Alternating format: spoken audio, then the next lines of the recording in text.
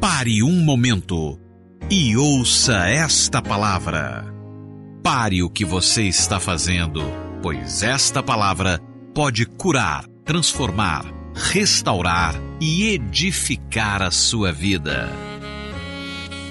Vou ministrar aos irmãos hoje, né? Nós temos, a pastora Luiz está de férias, glória a Deus, né? E também alguns pastores, né? É um mês que os pastores tiram férias em janeiro, uma parte na primeira quinzena, outra na segunda, mas sempre tem pastor aqui. Então, se você precisar de alguma ajuda, algum aconselhamento, você pode procurar. Se o seu pastor da sua rede não estiver, qualquer outro pastor pode te atender, tá bem? A gente está normalmente, as orações de manhã, tudo funcionando. Deixa eu responder rapidamente algumas perguntas também aos irmãos dessa manhã. Alguém está me perguntando, pastor, eu quero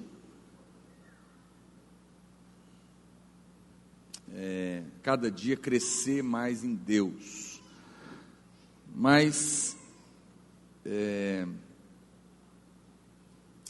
está dizendo que está buscando, mas a minha oração não sobe para o céu. Parece que está presa. Já pedi perdão dos meus pecados, mas não adianta. O que eu devo fazer? Então, qual que é a sua sensação? É que a sua oração não chega no céu. E que você mesmo respondeu? Eu já pedi perdão. Porque você está convicta que o que está impedindo é pecado, né? Você está, na verdade, o que está te impedindo? A culpa, a acusação. Você está debaixo de acusação. Sempre que nós estamos debaixo de acusação, a sensação é que a oração não funciona, é que a oração não sobe. E é verdade. A Bíblia diz que muito vale pela sua eficácia. Qual a oração? A oração de quem? Do pastor? Não. A oração que tem poder e que chega no céu é a oração do justo.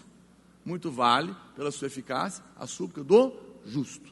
É o que a Bíblia diz, claramente. Então, se você não aprender a vencer a acusação do diabo e crer que você é justa em Cristo, você não vai ter fé para orar, tendo a certeza que a sua oração chegou no céu, independente de você sentir alguma coisa ou não. Então, o que você deve fazer? Você deve declarar em fé: eu sou justa em Cristo Jesus. E isso não tem a ver com mérito meu, isso não tem a ver com boas obras que eu faço. Isso tem a ver com o que está escrito na palavra de Deus. A Bíblia diz que lá na cruz, Cristo tomou o meu lugar e o seu lugar. Amém? A Bíblia fala que Ele se fez justiça por nós. Ele se tornou a nossa justiça. O que é justo, pastor? Olha, justo é muito mais do que ser perdoado. Lá na cruz, Cristo te perdoou. Ele pagou a dívida toda, para sempre. Passado, presente e futuro, tudo está pago. Diante de Deus, o sangue de Jesus foi suficiente para resolver todas as suas dívidas de pecado. Amém? Você deve ter essa convicção. A Bíblia fala que se alguém pecar, lembra que você tem advogado junto ao Pai. Então você vai chegar diante de Deus, vai confessar o seu pecado, vai dizer: Senhor, eu creio no seu perdão, eu creio no sangue que me lavou, que pagou no meu lugar. E eu recebo perdão e esqueço. Você nunca deveria pedir perdão a Deus 2 vezes pelo mesmo problema. Porque a Bíblia fala que dos teus pecados passados, não me lembrarei mais. Quando você volta para falar com Deus, significa que você não creu na primeira vez. Significa que você ainda está em dúvida se o que Jesus fez foi suficiente. Então você deve manter convicção firme. Ah, mas você acha que é tão simples assim? Chegar lá, o diabo vai colocar esse pensamento na sua cabeça. Chegar diante de Deus e falar: me perdoe, está tudo resolvido, pastor. Aí é muito fácil. Não foi tão simples assim. Custou a vida de Deus na pessoa de Cristo, na cruz do Calvário. Amém? Agora, isso é a graça do Evangelho. É por isso que a Bíblia fala que o justo vai viver pela fé. Eu creio não no que eu faço, mas na obra que Ele fez. Então, quando você chegar, você tem que chegar com fé. Dizer: Senhor, eu vou orar. Eu talvez, certeza que eu tenho pecados que eu nem sei. Outros que eu sei eu já falei. Outros que eu nem imagino que eu tenho. que com certeza me impediria da minha oração ser ouvida, mas eu sei que o Senhor já me perdoou na cruz do Calvário, e mais, o Senhor diz que eu sou justo. Justo, sabe o que significa? Justo é que nunca pecou. É poderoso isso. Como que alguém pode nos declarar? É porque agora você está vestido de alguém que nunca pecou, que é Cristo. A Bíblia fala que Cristo virou a nossa justiça, Ele virou a nossa vestimenta, Ele nos vestiu dele. Quando eu chego para orar e você chega para orar e Deus olha, quem está orando? Ele fala, é Jesus, é o que nunca pecou. É isso que significa justo. Ouse dizer a cada manhã, eu creio, eu declaro, eu sou justo. Eu sou justo porque Cristo declarou. Você vai ver que a fé vai vir e você vai ver a sua oração subir, né? Agora não espere sentir nada.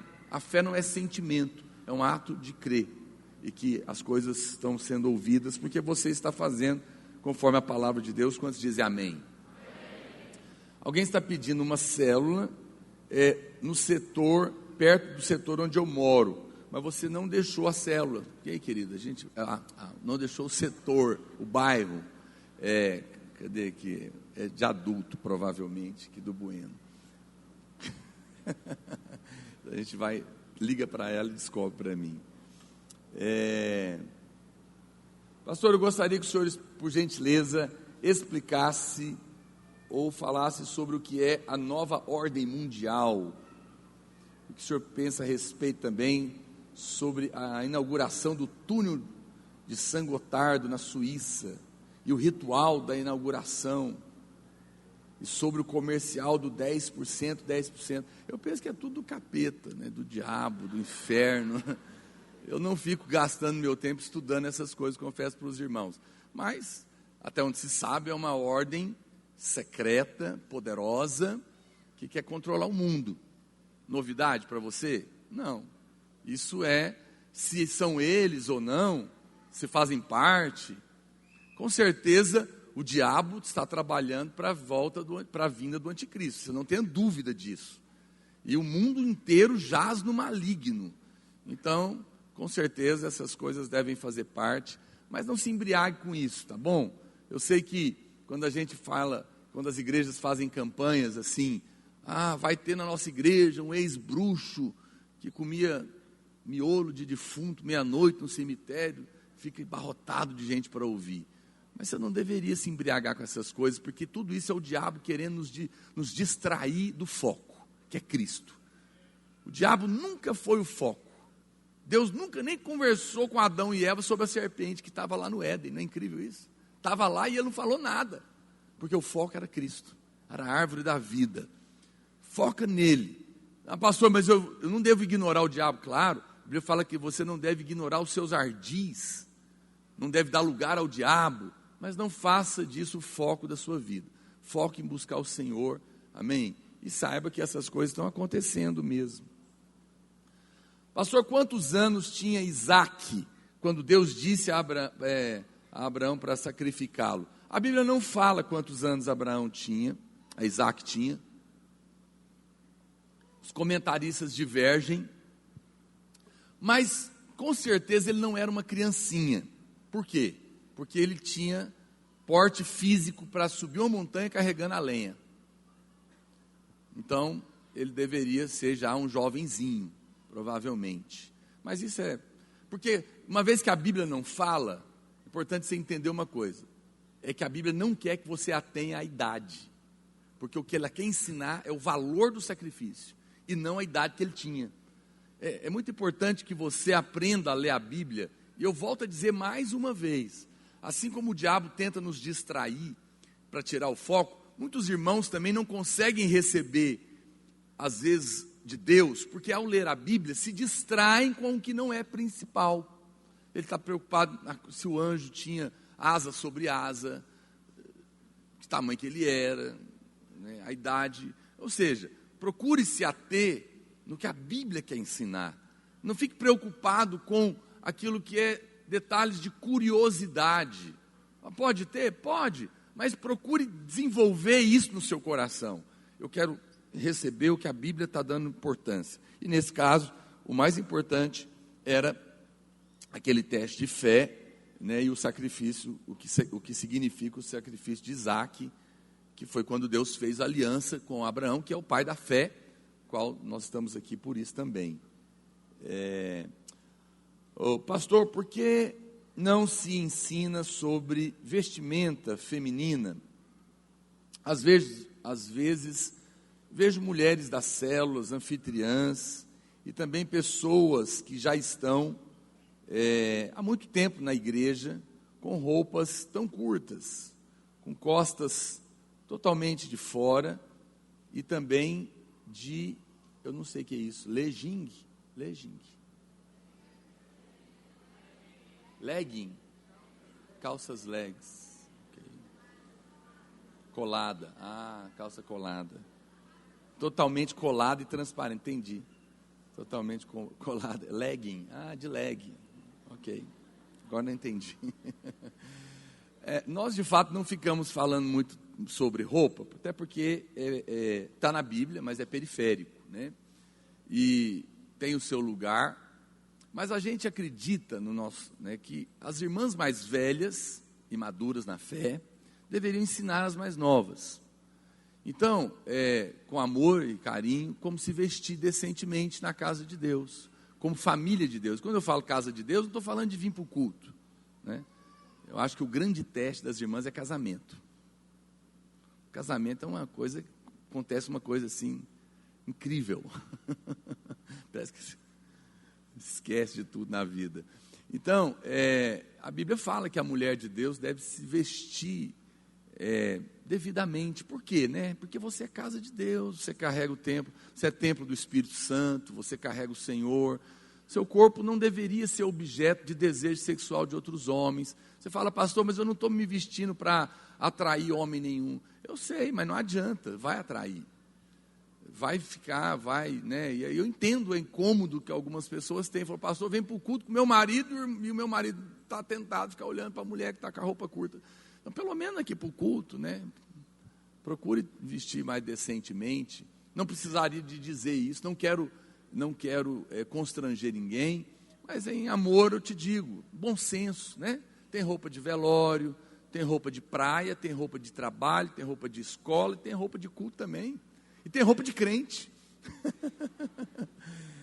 Crente não tem que ser ET, ok? Mas também não tem que ficar querendo vestir moda de gente que não tem temor de Deus, que cria, os irmãos sabem quem que cria moda. Então, tenha bom senso, ok? E as irmãs mais velhas e maduras na fé, ensinem as mais novas. De vez em quando a minha mulher faz uns eventos aqui, faz desfile, né? Porque, irmãos, nós já fomos constrangidos em situações, o pastor Aloysio, às vezes a gente vai orar, e a irmã fala, pastor, ora por mim, né? E ela está com os seios. Sério, é horrível, é constrangedor para o pastor. Às vezes ele vai orar e o pastor já teve que falar, irmã, puxa a calça. Porque é horrível, imagina o constrangimento que você não vai ficar. Então, ok. Estou acabando aqui já. Ok. Pastor, o senhor entende sobre confissão, o que o senhor entende sobre confissão positiva? Alguns ensinam que temos que pensar positivo, falar positivo. Chega ao ponto de ensinar que não podemos orar dizendo a Deus, seja feita a vossa vontade, porque você não está tendo fé. E aonde fica o seja feita a vossa vontade, assim na terra como no céu? Eles usam o poder da língua em Provérbios como uma espécie de Gênesis 1, haja luz e houve luz. Até que ponto nós, cristãos, podemos declarar, decretar e determinar alguma coisa? Um pastor, homem de Deus, disse que só Deus determina, decreta e declara. Agora diz que nós não determinamos nada. Me explique, por favor. E a segunda pergunta é se é certo orar a Deus em nome do Senhor Jesus e pelo poder do Espírito Santo. Para mim está ótimo. Ou a qualquer um. Ele é Deus, Jesus é Deus, o Espírito Santo é Deus e Deus é Deus. Mas a Bíblia nos ensina a orar em nome de Jesus, ok? Se você quer ser mais precisamente. Mas você pode falar com o Espírito Santo, você pode falar com Deus. Essas são aquelas coisas, né? Que um aluno do seminário, alunos novos do seminário perguntam para a gente: pastor, quando eu chegar no céu, quem eu vou encontrar primeiro? Deus, Jesus ou Espírito Santo? Sabe o que eu respondo? Eu falo: e se você não fosse você, você seria quem? Porque daí tem que responder assim, né? Bom, irmãos, sobre essa questão de ser positivo, nós somos da fé, é diferente. Eu não acredito em palavras. Se palavras positivas tivessem esse poder todo, seria ótimo, mas não tem. Não adianta você ficar lá o dia inteiro declarando, né? Eu vou ser rico, eu vou ser rico, eu vou ser rico. Não vai trabalhar para você ver, não. Debaixo da bênção de Deus, ser profissional, capaz no que faz, não vai acontecer nada. Né? Então, é claro que o bom senso já te diz que é uma grande bobagem. Agora, a fé é diferente. A fé, ela não tem pensamento positivo. A fé declara o que Deus já falou, né? Nós temos fé. E o nosso positivismo, se assim eu posso chamar, ele é um positivo de declarar em fé o que Deus já disse. Porque nós sabemos que Deus tem compromisso com a sua palavra. Ele é fiel para cumprir o que prometeu. Todas as suas promessas têm nele mesmo o sim. Ele é a testemunha fiel e verdadeira. Ele não é homem para que se arrependa, e nem filho do homem para que minta. Não é filho do homem para que minta, não é homem para que minta, e nem filho do homem para que se arrependa. Se ele disse, é certo que se fará. E isso é positivo, hein? Uau! Então nós não. E aqui entra todo mais que você falou: decretar, determinar. Claro que tudo só vai funcionar o que você faz em fé, com base na palavra de Deus. Então nós declaramos o que Deus diz na sua palavra. Pastor, em que horas que eu oro, Senhor, seja feita a tua vontade? Quando você não sabe. Agora, existem coisas que Deus já determinou que é? Sim. Jesus já levou na cruz toda a doença? Sim ou não? Eu preciso falar: Senhor, faça a tua vontade sobre essa doença na minha vida? Não, porque eu já sei que a vontade dele é me curar. Eu já sei que Jesus já carregou na cruz. Bom, se você crê que Deus trata filhos com doença, eu não creio. Porque nem eu, sendo mal, teria coragem de colocar uma injeção de doença no meu filho para tratar com ele. Eu creio que Jesus já levou na cruz todas as doenças. E doença no nosso corpo é do diabo. E eu não aceito. Então, você pode determinar que ela saia. Por que você pode determinar? Você é Deus? Não, porque Deus já determinou. Você vai dizer, por isso é que você tem que dizer em nome de Jesus. Em nome de Jesus. Ou seja, é como se Ele mesmo estivesse determinando: saia do meu corpo, porque isso já está resolvido. Agora, você não pode determinar certas outras coisas que você não sabe. Se é para você fazer um curso tal, o A ou B, se você é para casar com a Maria ou com o João, né? Com a Maria ou com a Aparecida. Não, desculpa. É porque eu falei homem e mulher junto. Aí você deve pedir a Deus direção. Senhor, faça a tua vontade, porque ela é boa, perfeita e agradável. Mas não caia nessa bobagem de... E também não fique achando que tudo quanto é palavra negativa que as pessoas dizem vai trazer a maior tragédia. Se fosse assim, as mães dos juízes de futebol estavam lascadas. Cuidado para não exagerar nas coisas. Mas não saia da vossa boca nenhuma palavra torpe. Somente aquela que for boa para edificação. Quantos dizem amém? É a palavra de Deus, né? Ok.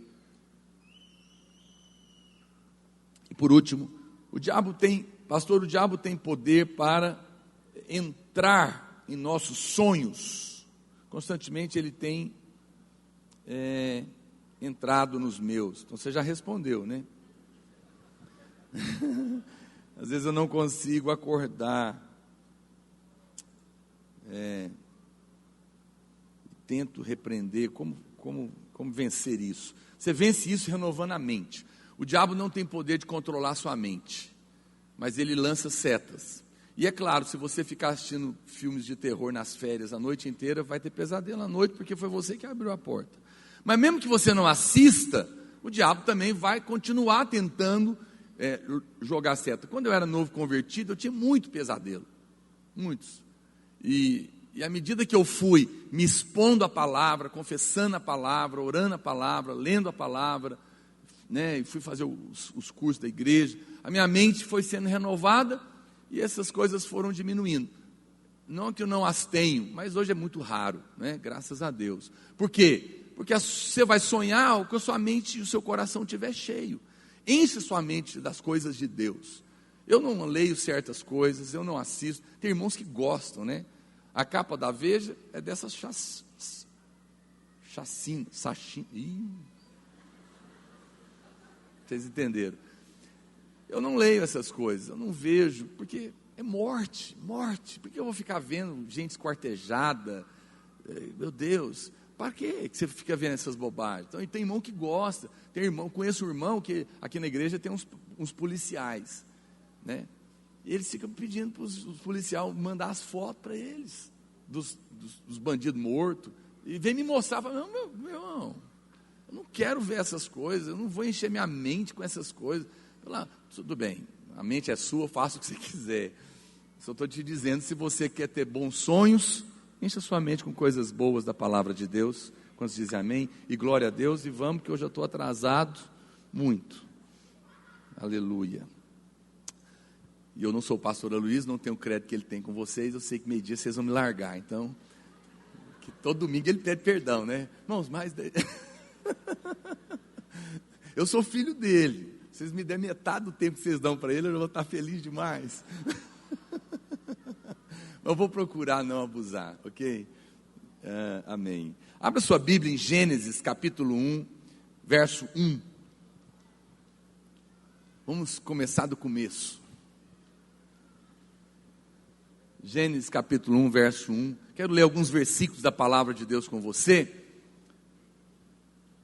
Tenho meditado nesses dias e quero dizer para os irmãos, talvez o esboço, com certeza ficou com muitos tópicos. Se você não conseguir falar tudo, não tem problema na célula, tá bom? Às vezes você não vai... Na verdade, é muita coisa que estava no meu coração, eu fui escrevendo, mas não tem problemas se você não depois conseguir compartilhar tudo. Compartilhe o que der, né, que vai no seu coração, e eu vou fazer a mesma coisa agora de manhã também. Que poderia virar um livro, tanto assunto, tanta riqueza que tem no que está no meu coração nesse texto aqui. Verso 1 diz, no princípio criou Deus os céus e a terra, porém, estava sem forma e vazia, havia trevas sobre a face do abismo, e o Espírito de Deus pairava sobre as águas. E disse Deus, haja luz, e houve luz. E viu Deus que a luz era boa, e fez separação entre luz e trevas, e as trevas. Chamou Deus a luz dia, e as trevas noite. Houve tarde e manhã, o primeiro dia. E disse Deus, haja firmamento no meio das águas, e separação entre as águas e águas. Fez, pois, Deus o firmamento, e separação entre as águas debaixo do firmamento, e as águas sobre o firmamento. E assim se fez. E chamou Deus ao firmamento céus. Houve tarde e manhã, o segundo dia. Agora vai lá para o verso 26. Vou pular.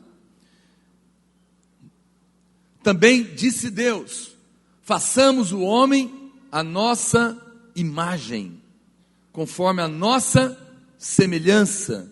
Tenha ele domínio sobre os peixes do mar, sobre as aves dos céus, sobre os animais domésticos, sobre toda a terra e sobre todos os répteis que rastejam pela terra. Criou Deus, pois, o homem à sua imagem. A imagem de Deus o criou. Homem e mulher os criou. E Deus os abençoou. E lhes disse, sede fecundos, multiplicai-vos, enchei a terra e sujeitai-a.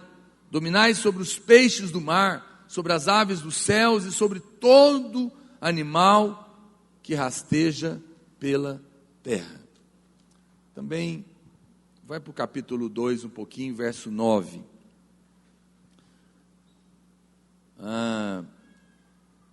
Vamos ler do 8. E plantou o Senhor Deus um jardim no Éden, na direção do Oriente, e pôs nele o homem que havia formado. Do solo fez o Senhor Deus brotar toda sorte de árvores agradáveis à vista e boas para alimento. E também fez a árvore da vida no meio do jardim, e a árvore do conhecimento do bem e do mal. E saía um rio do Éden para regar o jardim, e dali se dividia, repartindo-se em 4 braços. E no capítulo 3, verso 8, na parte A do versículo, a Bíblia fala: quando ouviram a voz do Senhor Deus, que andava no jardim pela viração do dia, esconderam-se da presença do Senhor Deus, o homem e sua mulher, por entre as árvores do jardim. E o verso 21, o último que eu quero ler, a Bíblia diz: fez o Senhor Deus vestimenta de peles para Adão e a sua mulher, e os vestiu. Até aqui. Eu quero compartilhar com você hoje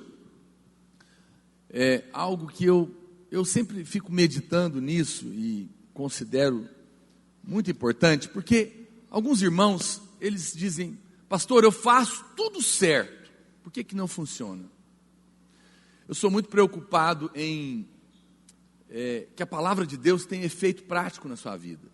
Não tem interesse que ela seja apenas uma curiosidade, mas eu quero que você experimente na prática os efeitos da palavra de Deus, do Evangelho, amém?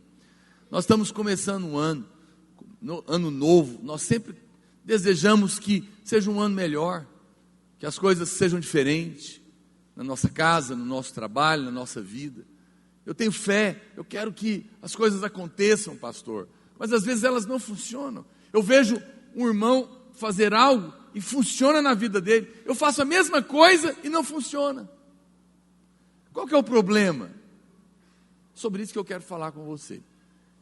Quando eu era menino, nas férias eu ia para a fazenda, e uma delas eu fui para a fazenda de um tio meu. Ele era empresário rico, ele já é falecido, e ele tinha comprado uma fazenda aqui em Goiás Velho, mas ele nunca mexeu com fazenda, nem sabia nada de fazenda. Ele tinha dinheiro e agora tinha fazenda.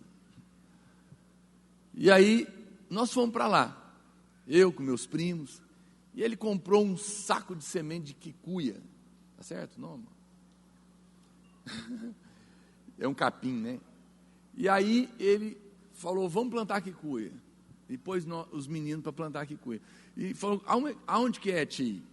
Sobe o morro e vai jogando no meio do mato. E nós subimos jogando aquela semente. Eu não sei o que tinha na cabeça dele. Era um negócio meio cerrado, acho que ele achou que ia brotar assim, mano. Não aconteceu nada. A semente não era boa? Era. O vizinho plantou, por isso que ele certamente queria, e nasceu um capim lindo. A semente, inclusive, ele deve ter comprado no mesmo lugar, a mesma semente. Nasceu no vizinho, no dele não nasceu. Qual que era o problema? Ambiente. Não tinha ambiente certo. Fez tudo certo, usou a semente, plantou, mas não preparou o lugar. Percebe? Às vezes nós fazemos as coisas certas, mas não temos o lugar apropriado. Antes de Deus, por isso nós temos que voltar lá em Gênesis. Porque quando a gente olha para Gênesis, antes de Deus criar o homem e colocar ele num lugar maravilhoso, é disso que eu quero falar. Antes de Deus criar o homem, Ele primeiro criou o lugar para o homem. Ele criou o ambiente perfeito para o homem viver. O jardim do Éden. O jardim do Éden foi o lugar perfeito de Deus. Eu não sei se você sabe, mas Gênesis é o livro que contém toda a Bíblia. Toda a Bíblia. O livro de Gênesis tem a Bíblia toda, só que em sementes. Depois ela vai germinar no decorrer dos livros. Então, provavelmente, com certeza, é o livro mais rico da Bíblia, porque tudo está lá. É fantástico estudar Gênesis. Se você vai fazer seminário, você vai estudar Gênesis. É uma matéria maravilhosa. E então, quando a gente olha, nós temos que voltar, porque a Bíblia diz que Deus criou para o homem um lugar maravilhoso e chamou ele de Jardim do Éden, Jardim de Delícias, que é isso que significa Éden. E certamente a vontade de Deus é que o Jardim do Éden, ele era o ambiente do reino de Deus. E certamente que a vontade de Deus era que Adão, sobre esse ambiente e esse governo, e com essa autoridade, expandisse esse jardim até tomar toda a terra. E é por isso que ele não precisou falar do diabo lá, porque uma vez que o jardim se expandisse, Satanás não teria espaço para agir, né? Então, quando você olha, o sucesso que o homem teria, tinha tudo a ver com o lugar que Deus preparou para ele. Porque depois que o homem é expulso de lá, a vida dele ficou horrível. A gente sempre brinca quando acontece alguma situação ruim, ou alguma injustiça, e alguém às vezes fala para o pastor Luiz: pastor, mas isso não é justo. E ele sempre brinca e fala: depois que Adão caiu, a vida não é fácil. É verdade ou não é? É. Depois que Adão caiu, a vida se tornou com muitos problemas. Por quê? Porque saiu do lugar perfeito. A queda de Adão teve como consequência a expulsão do lugar perfeito de se viver. Lá era um lugar maravilhoso, lá era um lugar perfeito. Foi lá que Deus criou. Deus não criou uma lavoura, Deus não criou uma fábrica, porque Deus criou o homem num jardim, porque a ideia de Deus é que o homem vivesse o que Jesus vem depois de milhares de anos para falar e restaurar. Em outras palavras, quando Jesus vem, ele fala: olha, gente, o diabo, a serpente, que estava lá no Éden, ela veio para fazer o que ela fez: roubar, matar e destruir.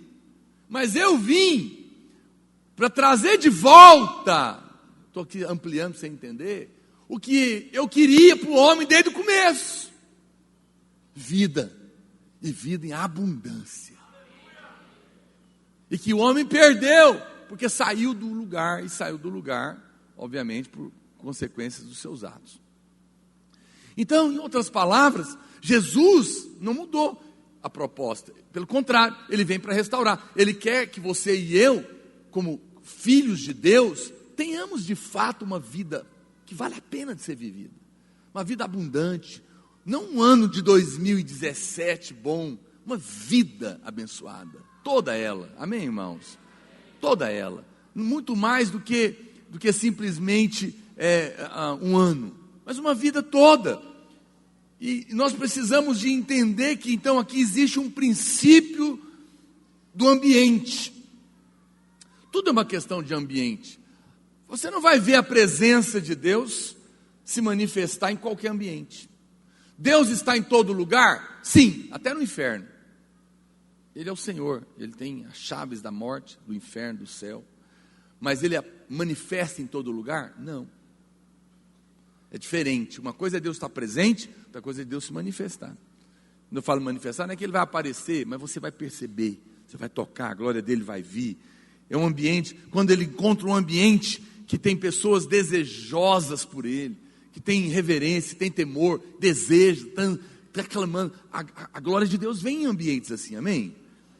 Você não vai ver uma família ter vida e filhos crescerem de uma maneira saudável, num ambiente bagunçado, onde casal vive em pé de guerra, onde não existe encabeçamento santo em amor, submissão em amor, honra uns para com os outros, disciplinas.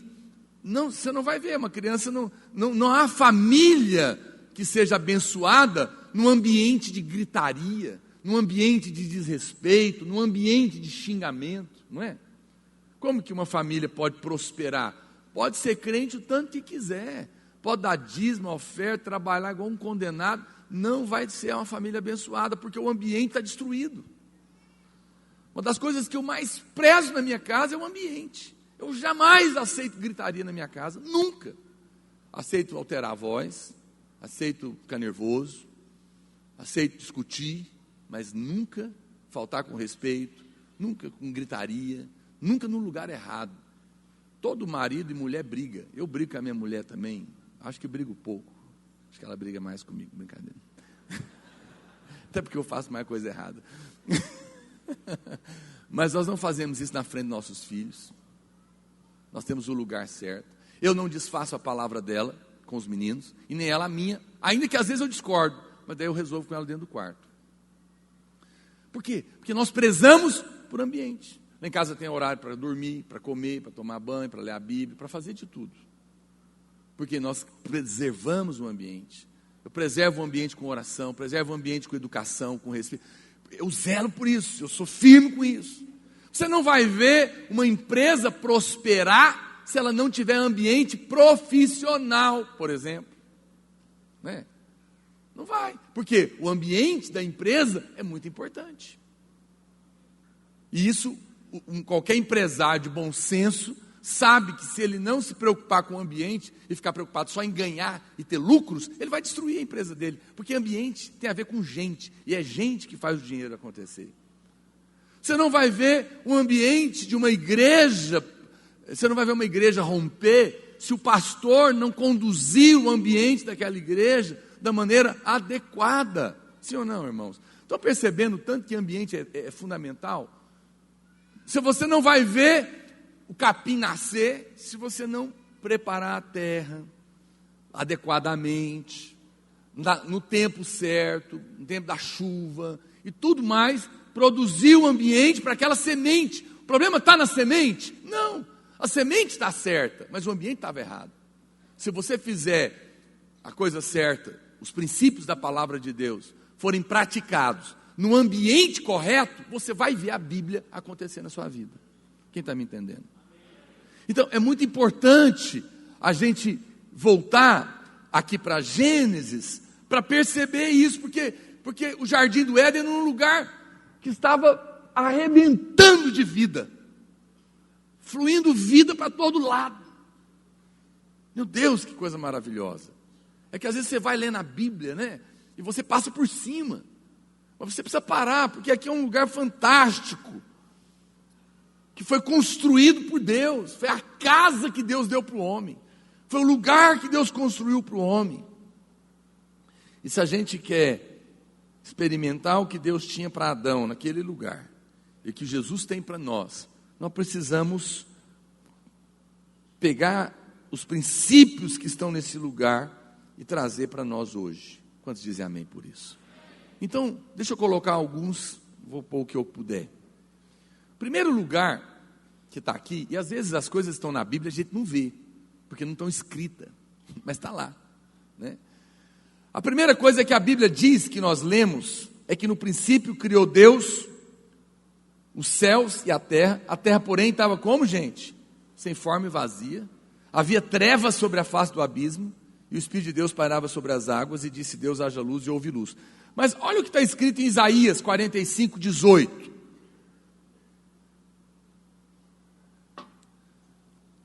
Porque assim diz o Senhor, que criou os céus, o Deus que formou a terra, que a fez e a estabeleceu, que não a criou para ser um caos, mas para ser habitada. Eu, o Senhor, e não há outro. Espera lá, a Bíblia está dizendo claramente que Deus criou o céu e a terra, e não a criou para ser um caos. Mas a Bíblia diz em Gênesis 1 que havia caos, havia abismo, havia trevas. Isso é a definição de caos. Não existe vida na bagunça. Você não vai criar nada na bagunça. Mas pior, muito menos você vai criar nada nas trevas. Havia um caos estabelecido aqui. O que aconteceu então, pastor? Se Deus não criou a terra para ser um caos, mas logo que Ele vai criar, Ele encontra essa situação. Muito provavelmente houve uma criação para trás. A Bíblia está relatando para frente. E é muito provável que aqui no capítulo 1 de Gênesis 1 para o 2, verso 2, houve um cataclisma que produziu aquele caos, porque não foi Deus que fez. Deus não criou a terra para ser um caos. Se houve caos é porque aconteceu algo. Quem está me entendendo? Está me acompanhando? E o que muito provavelmente aconteceu, e os estudiosos concordam, que muito provavelmente aconteceu a queda de Lúcifer, nesse meio do caminho, que ele estava lá. Bom, por que Lúcifer caiu? Ele caiu porque nele está a primeira menção da justiça própria. Serei semelhante ao Altíssimo. Nesse momento ele cai. A Bíblia fala que ele quis ser igual a Deus.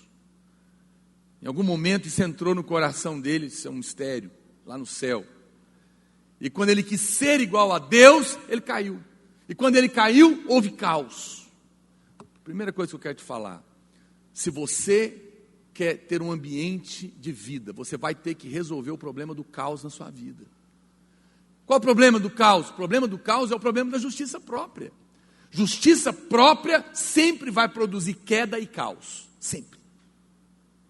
Nós temos falado isso durante o ano inteiro. E eu quero te mostrar isso aqui. Porque o pai da justiça própria é o diabo. Nasceu no coração dele. O que é justiça própria? Em última análise, é o homem dizendo: eu quero ser Deus. É por isso que tudo te ofende. É por isso que você acha que pode, acha que merece, não é? Eu estava falando isso com o irmão. Não é uma coisa simples. A gente tem revelação, mas a gente tem que orar todo dia. Porque todo dia ela bate na nossa porta. A justiça própria. Você quer ver um exemplo? Eu preparei essa semana da virada, rapaz, uns 4 dias. Li um livro, mais de 200 páginas, orei. E aí eu cheguei aqui, não tinha 2 fileiras. Quando eu subi, vou contar aqui entre nós, como é que funciona a justiça própria. Aí eu pensei na minha cabeça, né? O diabo falou comigo, claro. Falar, tá vendo? Olha aí, tantinho de gente que veio te ouvir. Se fosse o pastor Luiz, estava lotado. Você está assustado comigo, né? A minha mente é igual à sua. Aí eu comecei a ficar chateado. Falei, a gente prepara, rala, ora. Os irmãos não dão valor. Naquela hora eu percebi que era a voz do diabo. Tudo aqui em cima, hein, gente? Aqui acontece cada coisa. Vocês não fazem ideia. E aí, eu falei, bom, eu estou ficando magoado. Pensei, isso é justiça própria. Por quê? Porque eu sou bom, sou maravilhoso, isso aqui devia estar lotado. Sou uma pessoa fantástica, eu sou Deus. Como que alguém não vem me ouvir? Rapidinho concluí. Eu falei, não, vamos pensar direito? A Bíblia fala que em mim não habita bem nenhum. Na minha carne não tem nada que presta. E o homem não tem nada se do céu não for dado. Depois de fazer tudo, a Bíblia diz, considere-se um servo inútil. Eu falei, você quer saber? Eu estou pegando boi, tem alguém para me ouvir. Senhor, obrigado ao tanto de gente que tem aqui. Eu pensei, mudou completamente, mudou ou não mudou? Fiquei feliz de ter quase 2 fileiras, não era para ter ninguém. Se não veio ninguém, estava tudo certo, porque não tinha que vir. Quando você entende isso, acabou os seus problemas. Eu fiquei feliz de ter um grupo de 1,5 fileira aqui. Porque não era para ter nada. Meu Deus do céu. Mas quando você quer ser Deus, meu amigo, tudo vai te ofender. Gente, tinha quase 1000 irmãos. Quantos pastores? Não tem nenhuma igreja de 1000. Não é? Eu fiquei feliz. Agora, percebe? O problema, enquanto você não resolver a questão, eu poderia ficar só nesse ponto, hein? Tem 12. Eu não vou falar tudo, não. Estou te falando que isso dá um livro. Eu vou pregar esse esboço todo de um dia, André. Nem que for um seminário. Vou falando ele aí. Hoje eu não estou com a pretensão de acabar, não. Pode ficar em paz. Porque eu acho que isso é algo que Deus começou a me mostrar. Então, veja. Esse é um problema seríssimo na nossa vida. Esse é o problema das suas brigas com a sua mulher, com o seu marido, com o pastor, com os irmãos, tudo. Por quê? Porque é a justiça própria. A justiça própria te coloca numa posição de queda. Porque você se torna importante. E você acha que você é capaz de resolver as coisas. E quando alguém não te consulta, não te lembra, não vem te ouvir, você fica ofendidíssimo. Tem gente que se ofende profundamente até porque não lembraram do aniversário dele. E se esquecer do casamento, então, do aniversário de casamento, da divórcio. Né? Porque nós somos importantes demais. Nós somos tão importantes que viramos quase Deus. No momento em que eu desço de lá, eu não preciso cair. Opa! Desce do pedestal que você não precisa cair dele. Por que você acha que Deus teve que derrubar Paulo do cavalo? Não era só pedir para descer? É porque ele não desceu. Antes de Deus usar ele, derrubou ele primeiro. Eu vou falar uma coisa muito séria. Não espere ser levantado antes de ser derrubado. Deus só pode levantar quem está no chão. Você não esperava começar o ano ouvindo essas coisas, né? Mas então desce logo. Desce daí. Porque qual foi a solução de Deus? A primeira coisa que Deus criou foi o que, gente? Diga, luz. Luz. Haja luz. Haja luz. Se você não vê que você não presta na luz de Deus, não é para ficar acusado, não. Quando eu digo que você tem que ter luz na sua vida, para construir um ambiente, nada cresce já viu? Eu acho que até hoje não conseguiram. Não existe grama para crescer na sombra. Tem um tipo de planta que eles plantam, mas você nunca vai ver aquele gramado lindo verde se não estiver no sol. Só existe vida quando a luz vem. A luz é a exposição de Deus. A luz é quando Deus mostra o quanta coisa ruim tem na gente. O quanto nós somos cheios de justiça própria. O quanto nós nos ofendemos profundamente com qualquer coisa que nos toca. Quando Jesus fala, não resista ao perverso. Dá a quem te pede. Ande 2 milhas com quem te exige 1. Dá a túnica para quem está te pedindo a capa. Ele está dizendo, abre mão da justiça própria. Perde, filho. Se você perder, está tudo resolvido. Para nós o problema sempre está no patrão que é terrível, meu marido que é terrível, minha mulher que é uma goteira, meu filho não sei o quê, meu pai que não me entende. Não é, o problema não está no outro. O problema está em nós, que está cheio de justiça própria. Quando eu saio de cena, quando eu não sou mais importante, quando eu deixo de ser Deus, então o outro não me toca, o outro não me ofende, o outro não... Porque quando eu sinto ofendido, eu falo, por que eu estou ofendido? Eu não devia ficar ofendido, em mim mesmo não tem nada que presta. Então se ele me tratou mal, não vai me ofender? Não vai me tocar? É como alguém que disse outro dia, que xingaram a mãe dele no trânsito. Para ele, xingaram para ele. Entendeu, né? Não vou falar aqui o palavrão. Xingaram ele, mas xingando a mãe dele. Ô, fulano. Ele disse que ele pensou, bom, será que ele conhece minha mãe? Bom, minha mãe não é prostituta, que eu saiba. Então, se não é verdade, também para que eu vou ficar com raiva? Não é verdade, não é verdade, né? Bom, segunda opção, talvez ela seja, eu não estou sabendo. Talvez ela escondeu isso de mim a vida inteira. Bom, se é verdade, é verdade. Está tudo bem também.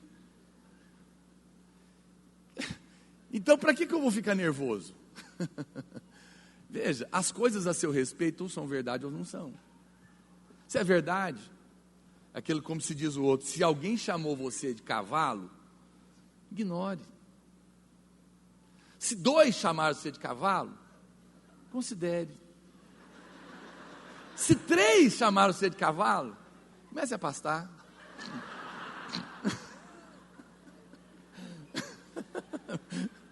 Talvez não, mas tem gente que não se enxerga nunca, não é? Todo mundo está mostrando para ele, mas não adianta, não vai enxergar mesmo. Você só é capaz de se ver na luz de Deus. Eu aprendi essa oração com o pastor Aloysio logo que eu me converti. Eu oro de manhã: Senhor, não deixa eu viver cego. A pior coisa do mundo é quando todo mundo está vendo a gafe que você está dando e só você não está vendo, não é? Amigos de verdade conta para a gente que tem uma folhinha no meio dos dentes. Está todo mundo agoniado com aquele negócio, mas ninguém tem coragem de te falar, e você está lá né? Mas o pior é a nossa vida, é a cegueira que nós carregamos de antipatia, de arrogância, de soberba, de achar que nós somos o bam. Você conta, né, para a pessoa, você fala: rapaz, você viu o carro novo que eu ganhei? O cara falou: eu ganhei 2, e o meu é melhor que o seu. Tem sempre uma vantagem a mais. Ele não percebe que ele é chato, porque não tem luz. Mas o pior, te faz sofrer, porque daí tudo magoa você. Então, amados, se você quer começar um ano abençoado, peça a Deus: Senhor, eu não quero nenhum ponto de trevas na minha vida. Agora vai com calma, Senhor, porque eu não aguento ver tudo de uma vez, não. Ora direito e prepara. E quando Ele mostrar, lembra que você orou. Mas acredite em mim, a luz que liberta. É a luz que liberta. Porque quando você descobrir que não é tão maravilhoso assim, como diz o outro, quando você descobrir que não é tão bom de bola assim, você não vai ficar mais chateado por ser o último a ser escolhido. Vai ficar feliz por estar jogando. Bom para pregar hoje à noite para os jovens. Vai ter Holy Fest. Vai montar os times. O sujeito é o último a ser chamado. Ele fica magoado. Irmão, não fica magoado que você é ruim. Fique feliz por jogar. Percebe? Você pode inverter as coisas. Fala: gente, eu sou tão ruim, esse povo me ama tanto, ainda me pôs no time. Não vai viver a vida melhor assim? Vai. Então, amado, essa é a primeira coisa que tem que ser tratada.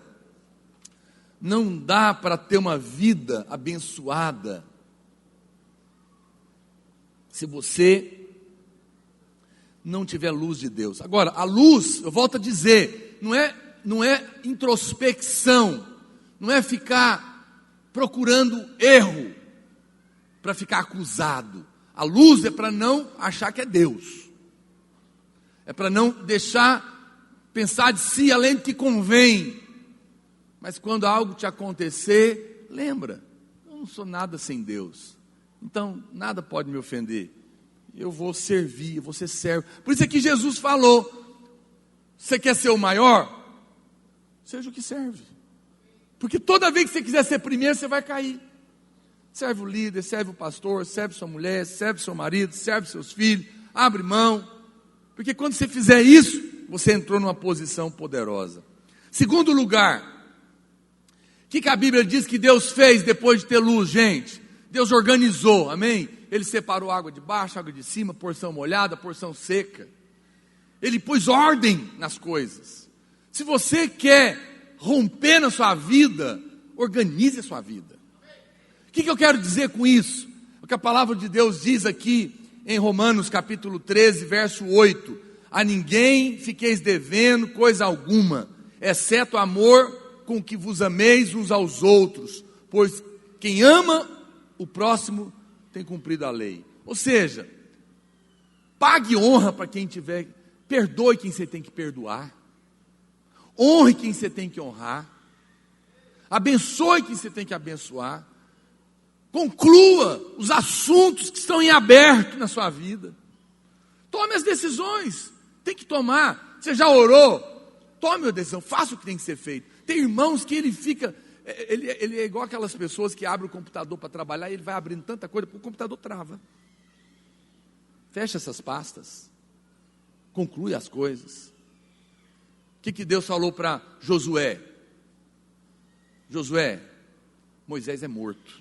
Ok? Conclua o passado e vamos para frente. Não vai ficar lamentando a vida inteira, não tem mais jeito. Tem coisas que estão resolvidas. Resolve dentro do seu coração. Já viu aquelas mulheres que casam e fica a vida inteira lembrando da paixão da adolescência, depois trai o marido? Bagunça. Conclui as coisas no seu coração, minha filha. Você é nova criatura, esquece seu passado. Aceita o perdão, recebe o perdão de Deus, põe um ponto final, queima essas cartas que te fazem lembrar do seu passado. Joga fora objetos que te prendem. Pede perdão para quem você tem que pedir perdão. Honra quem você precisa honrar. Muda, toma decisões na sua vida, amém? Conclua as coisas, tome o passo de fé. Isso é organizar. E vá até as últimas bobagenzinhas, que é organizar lá o seu criado mudo, que está uma bagunça. O meu também. Tacar a pé no seu marido, taca em mim. Mas percebe, quando você organiza as coisas, você fica em paz. Eu sei que certas coisas produzem angústia em nós, porque você tem que encarar a pessoa, tem que tratar aquele assunto. Você está magoado? Vai lá, irmão, eu estou magoado com você, eu não quero mais continuar a vida desse jeito. Talvez o outro até vai assustar, como diz o outro cara de marido, né? O que eu fiz dessa vez? Conte para ele. Dê a chance para o outro pedir perdão. E não perdoe também sem contar o motivo. Eu não perdoo ninguém que não me conta o motivo pelo qual está magoado comigo. Tem gente que chega para mim, pastor, estou magoado com você, mas já perdoei, viu? Está tudo bem, só vim te falar. Eu falei, não, vem cá. Que história é essa? Igual quer saber. Não está resolvido. Não, então não devia ter vindo. Eu não creio. As coisas não são tratadas assim. Você tem que me contar, porque se eu estiver errado, eu tenho que pedir perdão. E se eu não estiver errado, eu vou dizer, você ficou magoado e eu sei ainda está errado. Olha a sua arrogância aí, que eu não fiz nada disso. Só porque eu não fiz o que você queria, eu sou obrigado a fazer o que você queria agora? Porque tem gente que é assim. Você não faz o que ele quer e ele fica magoado e eu que estou errado. Aí eu tenho que falar com muito amor e carinho, amado. Você está magoado comigo, mas vamos ser honestos, não tem motivo. Você está contrariado porque você é bom demais e achou que tinha que ser você. Né? E eu escalei outro. Então, isso é uma coisa que você tem que resolver. Eu tenho que ensinar ele. Então, as coisas precisam ser conversadas, mas precisam ser concluídas. Quem está me entendendo, diga amém. Conclua o seu passado, organize a sua vida. Terceiro lugar, olha para cá. Gênesis 1:26, o que a Bíblia diz, irmãos? Também disse Deus, façamos o homem a nossa imagem e semelhança. Eu falei disso aqui na virada do ano, e acredito nisso piamente. Você nunca vai ter uma vida de sucesso se você não tiver revelação de quem você é. Quando a Bíblia diz, façamos o homem a nossa imagem e semelhança, ele definiu a nossa identidade. Filho amado de Deus. Nós temos pregado essa verdade para você, e eu não me canso e não vou parar de repeti-la, até que isso exploda no seu coração. Somente filhos que sabem que são amados pelo seu pai é que podem crescer saudáveis, é que vão ter confiança para ser alguém na vida. Por que eu tenho confiança em fazer as coisas? Porque eu sei que o meu pai me ama, eu sei de quem eu sou filho. E isso significa que não depende de eu ser um bom filho ou não, de eu fazer as coisas certas ou não. Significa que o meu pai me respalda. Diga amém. Todos os dias de manhã, antes de levantar da cama, acorde, mas não levante não, fique lá um pouquinho, fique lá declarando, porque nós, quando você nasce já numa família saudável, talvez não precisaria disso, mas nós nascemos caídos, então nós temos uma necessidade enorme de renovar nossa mente, confessando que nós acreditamos, até que aquilo se torne tão verdade dentro de nós, que depois a confissão é apenas para sustentar aquilo que você já tem. Eu acordo de manhã, eu aprendi isso e eu pratico isso. Antes de levantar, eu fico lá, em fé. Oh Senhor, eu sou um filho amado. O Senhor me fez a sua imagem e semelhança. eu me pareço com o Senhor. Eu creio nisso. Eu tenho um pai.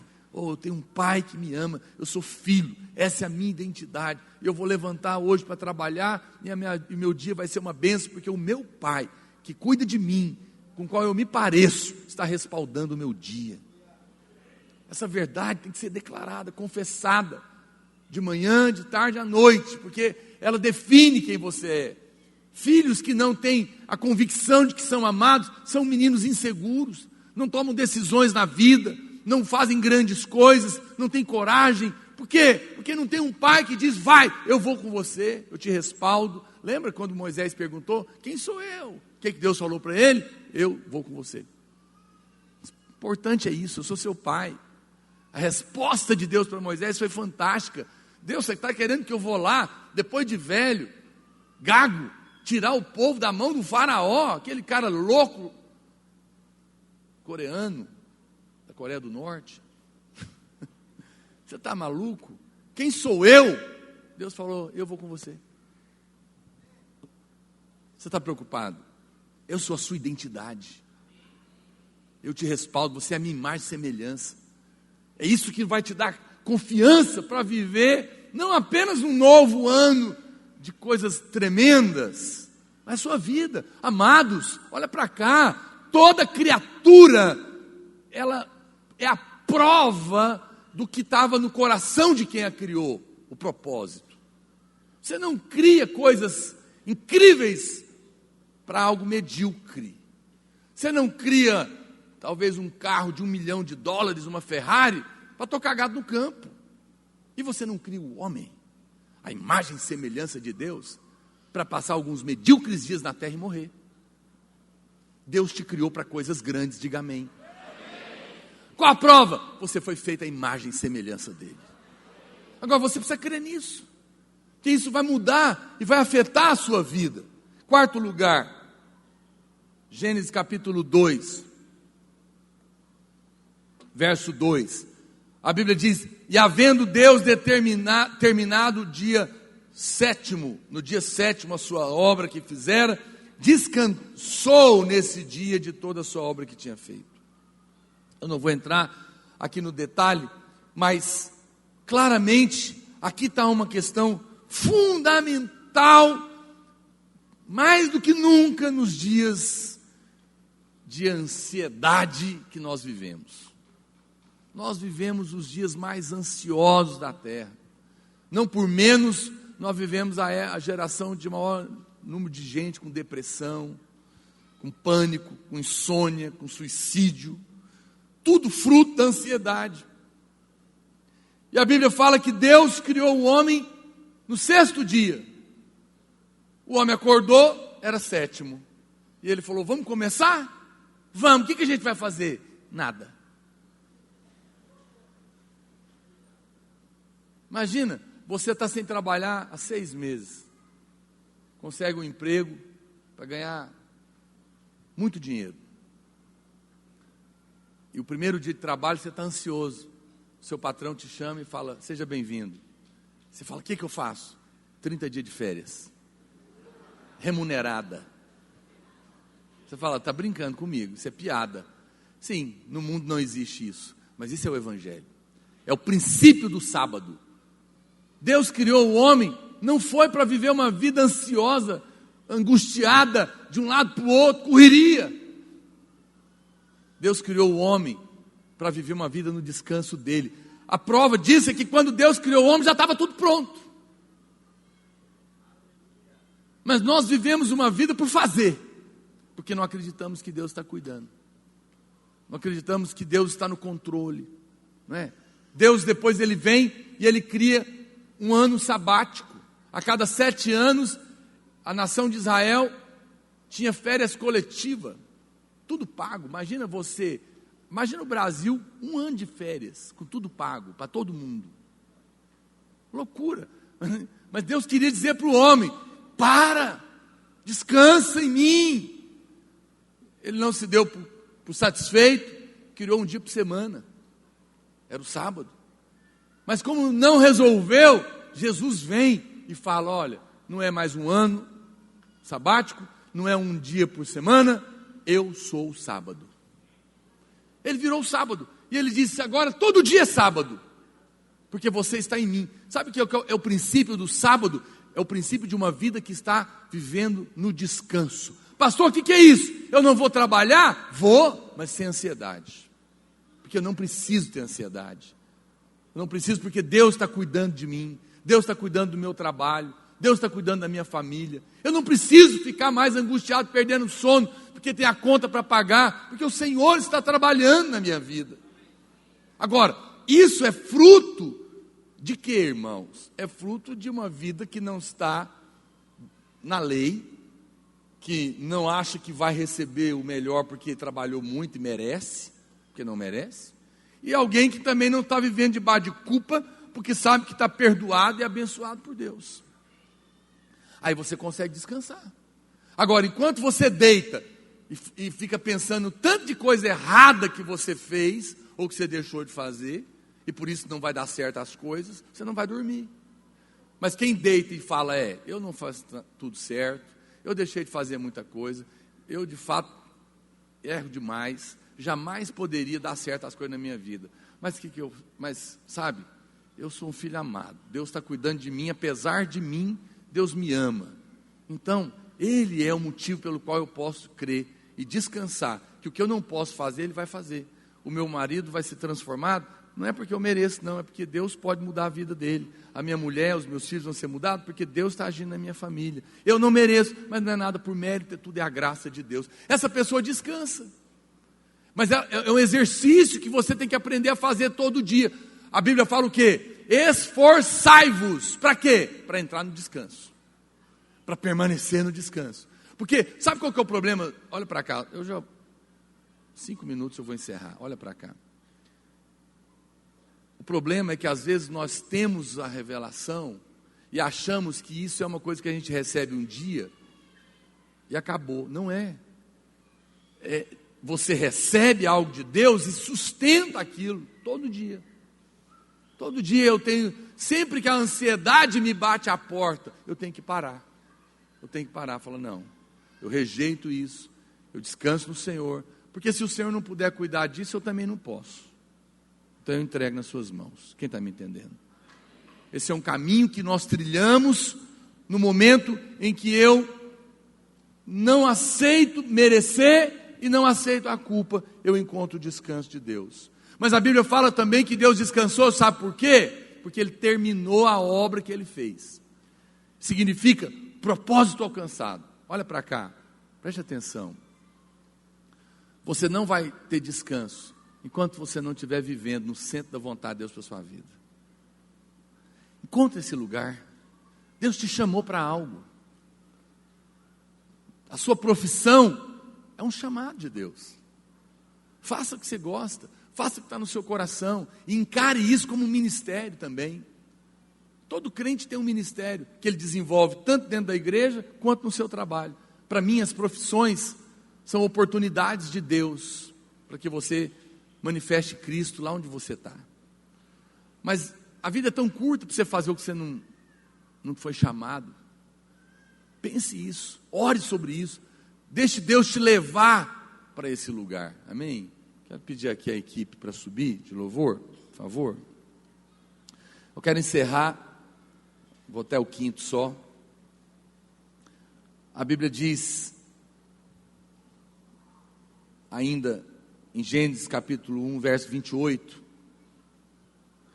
Deus, assim que Ele criou o homem, o que a Bíblia diz, irmãos? E Deus os abençoou. Diga comigo, Deus os abençoou. Lembra disso. Não tem jeito de ter uma vida que vale a pena se você não tiver a bênção de Deus. A bênção de Deus é a chave do casamento abençoado, negócios abençoados, família abençoada, ministério abençoado. Nós precisamos da bênção de Deus. A bênção de Deus é a mão estendida, é o favor que o Senhor nos dá, sem que nós mereçamos. É Deus dando tudo para quem não merece nada. É Deus cuidando de nós, apesar das nossas falhas. É o amor de Deus por nós. Pastor, eu quero ser abençoado. Então não mereça nada. Deus só abençoa quem precisa.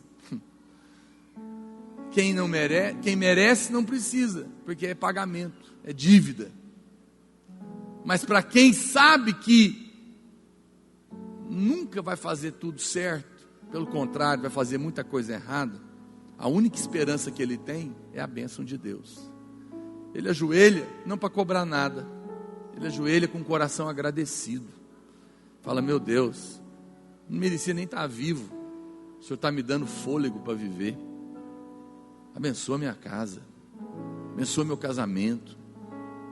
Eu confio só no Senhor, só no seu amor. Por mais que eu estude, por mais que eu trabalhe, eu sei que no fim, em mim não há nada que presta. Por isso eu espero a bênção só do Senhor. Quem tem a bênção de Deus, tem um coração agradecido, coração grato. Quem tem esse coração, ele mora numa casa, a casa de Davi. A Bíblia fala que na casa de Davi havia um espírito de graça e de súplica. De graça, porque esperava só em Deus, porque reconhecia que nele não tinha nada de bom, e por isso suplicava a ele. E a Bíblia fala que nessa casa Deus entregou uma chave, as chaves de Davi, que abre portas que ninguém pode fechar, e que fecha portas que ninguém pode abrir. Quando eu tenho um coração agradecido, porque eu sei que tudo na minha vida, só Deus é que pode me abençoar, Deus me entrega uma chave, e a minha vida passa a ser uma vida de portas abertas, e o que eu puser a mão vai dar certo, porque a bênção de Deus está ali. Amém? Vamos ficar de pé. Eu gostaria que nós orássemos sobre isso. Depois você pode meditar em casa no restante do texto que eu escrevi, está na revista. Mas antes de ir embora, só um minutinho, passa a mão no ombro do seu irmão, fala com o Senhor: Deus, eu quero preparar um ambiente de vida. Fala para o Senhor: me dá graça, eu quero preparar esse ambiente na minha casa, quero cuidar desse ambiente na minha vida, na minha célula, no meu trabalho, um ambiente sem a justiça própria, um ambiente que nega esse coração errado. Me dá luz na minha vida, me ajuda a organizar as coisas, me ajuda a perdoar quem eu preciso perdoar, honrar quem eu preciso de honrar, mudar o que precisa ser mudado na minha vida. Senhor, faz isso na minha vida, Pai. Me dá revelação da minha identidade de filho amado que eu sou. Me ajuda a viver uma vida no descanso, sabendo que o Senhor tem cuidado de mim. Mas acima de tudo, me dá da sua bênção, porque eu sei que na força do meu braço eu não posso coisa alguma. Pai, eu oro por cada irmão, oro por cada família, e peço que nesse novo ano que se inicia, a bênção do Senhor esteja na vida deles, na sua família, na sua casa, fruto de alguém que creu, que é filho amado, que não tem justiça própria, que não confia no seu próprio braço, e que por isso pode descansar, sabendo que tem alguém que nos ama, nos perdoa, nos justifica, e está cuidando de nós, Pai. Ô Espírito Santo, erga suas mãos. Seja muito mais edificado com as milhares de palavras que temos disponíveis para você. Entre em contato conosco e peça a sua. Entregamos também em sua casa ou trabalho. 3941-8852 e 9621-4531 ou no nosso e-mail ministériodapalavravideira@gmail.com.